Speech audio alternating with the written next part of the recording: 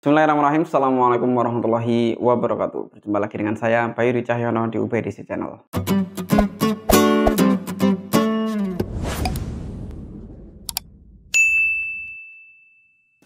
Berdasarkan banyaknya pesan yang masuk ke sosial media saya, baik itu Instagram maupun Facebook, yang kebanyakan daripada mereka menanyakan, "Mas, anak saya tidak betah di pondok." Oleh sebab itu, di video ini saya akan membahas tentang fase di mana seorang santri dia tidak betah di pondok. Saya ingin menyapa terlebih dahulu kepada teman-teman yang baru saja mampir ke channel ini. Channel UBDC akan membahas seputar Islamic Education, informasi tentang pondok, dan Islamic Parenting. Nah, buat teman-teman yang suka tentang hal tersebut, jangan ragu-ragu, langsung aja klik tombol subscribe dan nyalakan loncengnya agar teman-teman mendapatkan notifikasi setiap kali channel UBDC mengupload video terbarunya.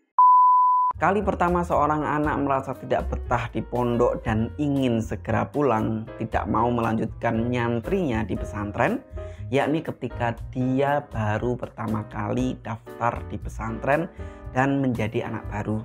Nah, masa-masa inilah masa-masa kritis pertama, fase pertama seorang anak yang nyantri, kemudian dia akan langsung mendapat cobaan, dia merasa tidak betah. Tahun pertama ini adalah tahun terberat bagi mereka. Bagaimana tidak ketika mereka di luar terbiasa dengan dunia yang bebas, terbiasa dengan mungkin orang tuanya tidak mewajibkan untuk bangun tepat waktu saat subuh, orang tuanya membebaskan untuk bermain gadget, bahkan beberapa orang tua yang anaknya masih SMP sudah mengizinkan mereka untuk belajar naik motor. Nah, ini yang membuat anak-anak ketika masuk ke pesantren di tahun pertamanya merasa tidak betah karena adaptasinya sangat berat, dimana di pesantren kita tahu kegiatannya sangat padat dan disiplinnya yang sangat ketat. Hal ini membuat seorang anak yang mentalnya tidak kuat, dia akan terpental, dia akan merasa kesulitan dan dia akan merasa keberatan. Bagaimana tidak, di luar dia bisa santai main gadget kapanpun, namun ketika masuk pesantren, jangankan mau main gadget aja dilarang untuk dibawa ke pesantren. Jangankan handphone, televisi saja itu tidak ada di pesantren. Nah, bayangkan bagaimana beratnya seorang anak yang pertama kali masuk ke pesantren. Mereka harus beradaptasi hal-hal tersebut. Oleh karena itu, di video saya sebelumnya saya sudah menyampaikan wanti-wanti kepada calon wali santri untuk mempersiapkan putra-putrinya sebaik mungkin agar mereka bisa membulatkan tekad dan ketika di pesantren dia tidak akan kesulitan dalam beradaptasi. Fase pertama ini akan dirasa sangat berat, di mana kita akan mulai dari nol lagi dalam pergaulan. Kita akan meninggalkan teman-teman lama, kita akan mulai kenalan dengan orang baru, dengan lingkungan baru, bahkan dengan cuaca baru. Bayangkan bagi teman-teman yang dari luar pulau kemudian diterima di Pulau Jawa, misalkan orang teman-teman yang dari Kalimantan kemudian diterima di Ponorogo di kampus pusat, atau diterima di Mantingan kampus Putri Pusat. Suasana di pesantren, cuacanya, keadaan kondisi alamnya akan berbeda dengan rumahnya, dengan latar belakang desanya atau tempat tinggalnya sebelumnya. Ini juga membuat mungkin teman-teman akan mudah terserang penyakit di awal-awal mereka masuk ke pesantren.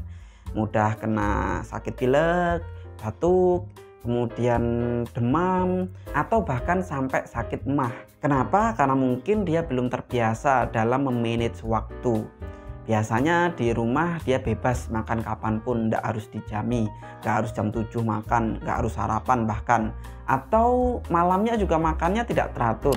Tetapi ketika di pesantren, ketika dia mengikuti alur tubuhnya yang dia, ini belum lapar nih, saya nggak bisa sarapan pagi, akhirnya dia nggak makan, ya nanti mereka tidak akan bagian makanan.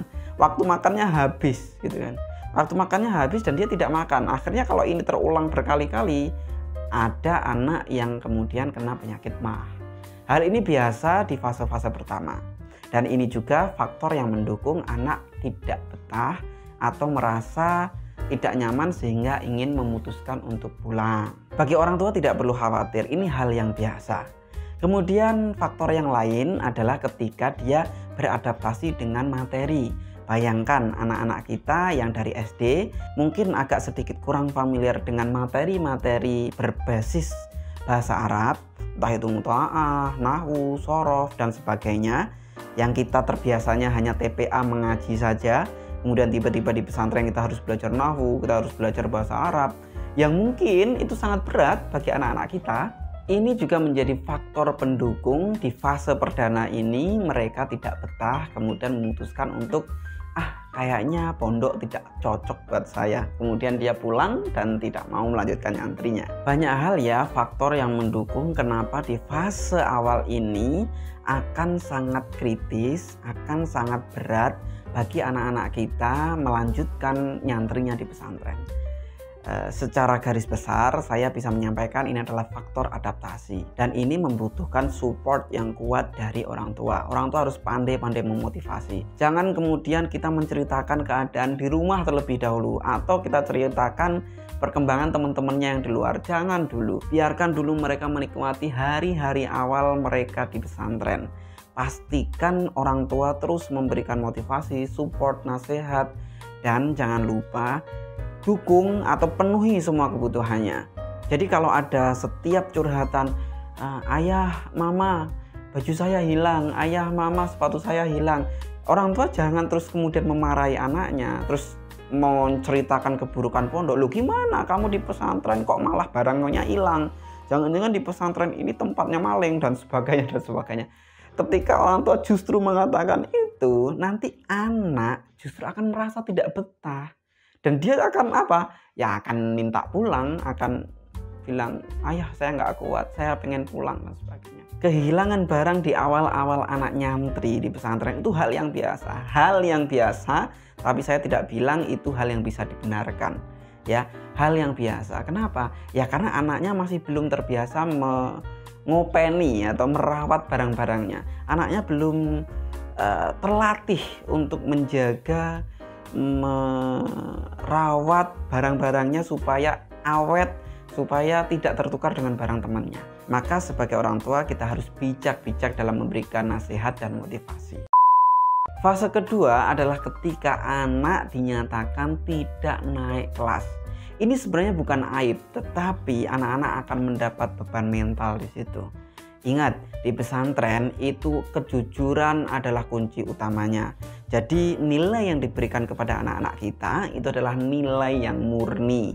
Andai kata anak kita mendapatkan 5, ya itu memang hasil jeripayah murninya di situ. Tidak ada katrolan. Nilai 4, 5 itu hal yang biasa. Saya mengalami hal tersebut. Nilai saya 5, nilai saya 4, nilai saya 6. Itu hal yang biasa. Nilai saya 8 dan 9 itu adalah hasil murni, tidak ada katrolan di dalamnya. Maka berbanggalah orang tua, berbanggalah kita semuanya, anak-anak kita yang sedang berjuang di pesantren. Apa nilai yang didapat oleh anak kita itu adalah nilai murni kemampuan mereka. Tidak ada katrolan, tidak ada manipulasi nilai. Maka tetap kita support. Ketika anak kemudian dinyatakan tidak naik kelas, ini adalah beban mental bagi mereka. Mereka akan shock, mereka akan merasa malu untuk kembali ke pesantren. Maka kita sebagai orang tua harus pandai-pandai memotivasi, pandai-pandai menasihati. Siapkan apa yang harus kita berikan kepada mereka. Tidak perlu kita kemudian terus mengingatkan mereka dengan hal tersebut, sehingga mereka makin tertekan, kemudian makin kepikiran, kemudian akhirnya memutuskan untuk gak mau kembali ke pesantren. Ini salah. Kita cukup memotivasinya, kita beri mereka hiburan, kita beri mereka refreshing, ajak jalan-jalan dulu, motivasi, nasihati, kemudian dievaluasi. Kenapa anak ini kok tidak naik? Materi apa yang lemah, pelajaran apa yang lemah? Ini yang harus kita kontrol, ini yang harus kita evaluasi, sehingga untuk tahun yang akan datang anak-anak kita mampu melewati materi tersebut atau menguasai materi tersebut, sehingga bisa mendapatkan nilai yang lebih baik dari sebelumnya. Fase yang ketiga adalah ketika anak-anak kita di kelas 3 KMI naik ke kelas 4 KMI. Ini adalah fase rawan mereka tidak mau kembali ke pesantren atau fase rawan kebosanan.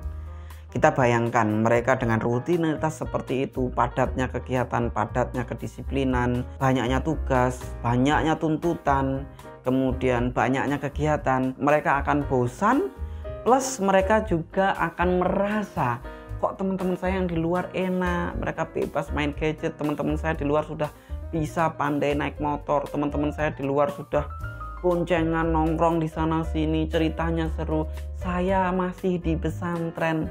Ini akan menjadikan pemicu bagi anak-anak kita untuk kayaknya saya sudah cukup mondok, saya harus keluar, saya ingin seperti teman-teman saya yang di luar, naik motor, main gadget, main Mobile Legends, main Dota, main game online lainnya, bisa chattingan dengan teman, dan ini di masa-masa pubertas bisa kenal dengan cewek, deket dengan cewek. Maka kita sebagai orang tua harus pandai-pandai untuk memotivasi, menasihati, dan terus mensupport mereka agar kebosanan ini bisa teratasi, sehingga anak-anak kita tetap mau kembali ke pesantren.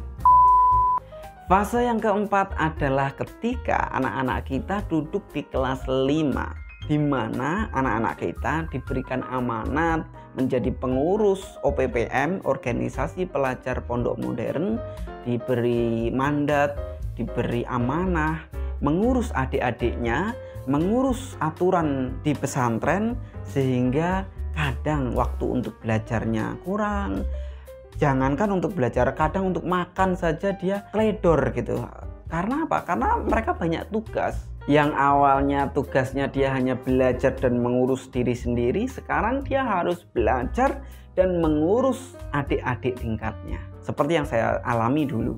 Saya dulu sempat kabur dari pondok selama 1 minggu. Ini jangan dicontoh ya. Kenapa?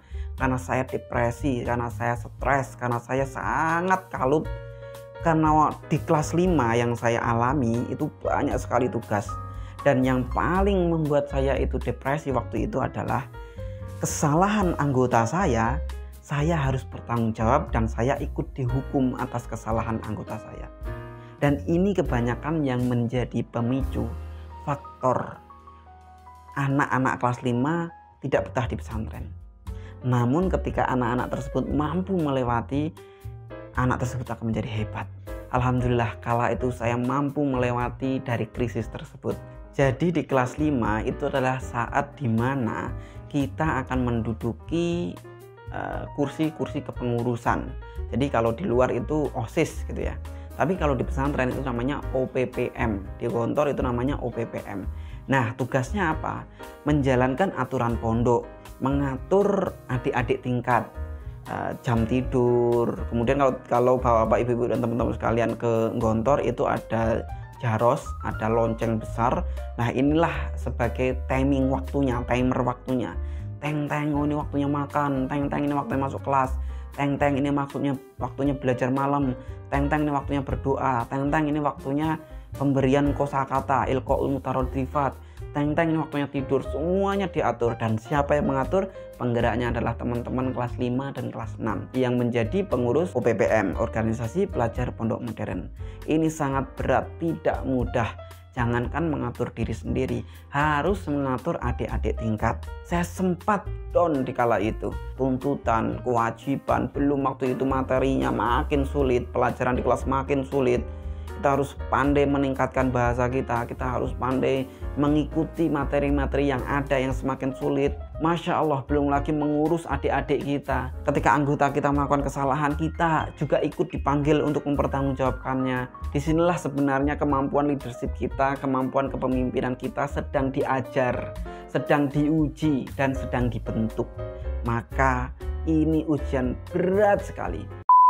Bapak, Ibu, dan teman-teman sekalian, tidak betah di pondok adalah hal yang sangat wajar dengan banyaknya faktor, entah itu kehilangan, tidak naik kelas, tidak mampu beradaptasi, banyaknya kegiatan, kurangnya kemampuan dalam timing management, dan lain sebagainya.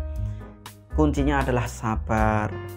Terus kita dukung, motivasi, support penuh. Jangan kemudian kita memprovokasi sehingga justru apa yang kita lakukan membuat dia makin semangat untuk tidak melanjutkan nyantrinya di pesantren.